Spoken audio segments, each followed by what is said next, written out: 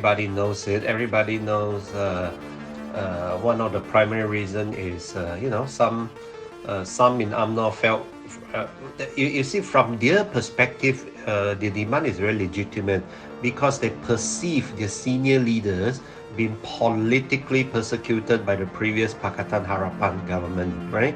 And therefore facing a lot of court charges. Now, we as voters, as observers, may not agree with that assessment. We may think they deserve it, right? We may think they should be charged and so on. But from their subjective point of view, they are being politically persecuted.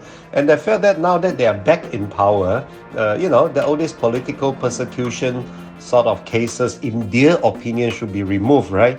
And if they are not removed, then there's something wrong with this government under the leadership of Muhyiddin and Bersatu. They felt that now Muhyiddin and Bersatu are politically persecuting them with the continuation of these court cases. Again, we as voters and observers, we may or may not agree, right? But I think that is their perception, their subjective perception. I mean, UMNO leaders. And even UMNO rank and files. Why would I say it's a very nuanced one?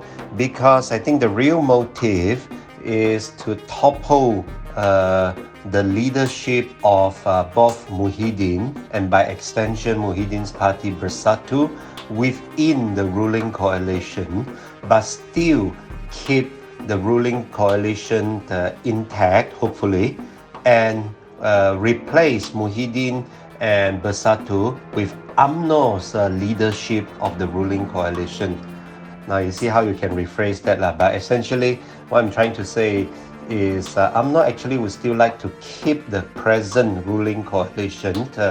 I use the phrase ruling coalition because it's not only Perikatan Nasional. It's Perikatan Nasional plus, right? Because plus UMNO and plus various other parties. UMNO, it's essentially UMNO would like to have a reshuffle Perikatan plus. I think that's a better, that's a phrase, a better phrase, such that UMNO would be the one leading this ruling coalition, and one of the UMNO leaders becoming Prime Minister and so on. Now that is yet to be decided.